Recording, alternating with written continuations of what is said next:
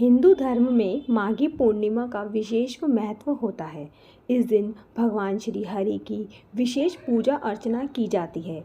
माघी पूर्णिमा का व्रत करना भी शुभदायी माना गया है। ऐसा करने से सभी मनोकामनाएं शीघ्र पूर्ण होती है। मान्यताओं के अनुसार माघी पूर्णिमा के दिन गंगा स्नान करने से विशेष फल की प्राप्ति होती है। माघी पूर्णिमा के अवसर पर भगवान विष्णु के साथ साथ माता लक्ष्मी और चंद्र देवता की भी पूजा करना बेहद शुभदायी माना जाता है। माघी पूर्णिमा के दिन दान करने से विशेष फल की प्राप्ति होती है। आइए सुनते हैं माघी पूर्णिमा की पौराणिक कहानी, जिसे सुनने मात्र से कई गुना ज़्यादा फल की प्राप्ति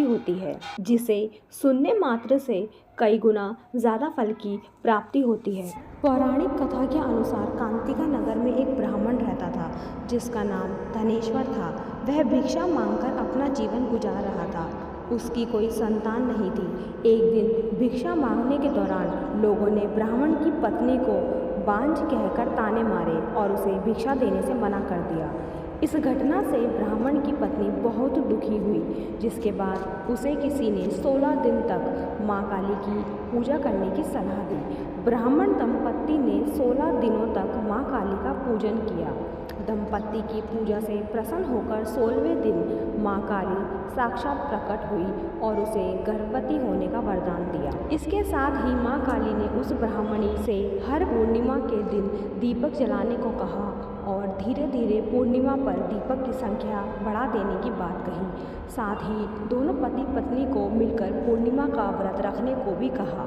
मां काली के कहे अनुसार ब्राह्मण पति पत्नी ने पूर्णिमा को दीपक जलाना शुरू कर दिया और व्रत रखे। जल्द ही ब्राह्मणी गर्भवती हो गई।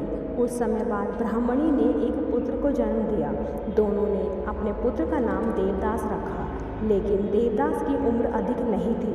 देवदास के बड़े होने पर उसे मामा के साथ पढ़ने के लिए काशी भेज दिया गया। काशी में दुर्घटनावश धोखे से उसका विवाह हो गया।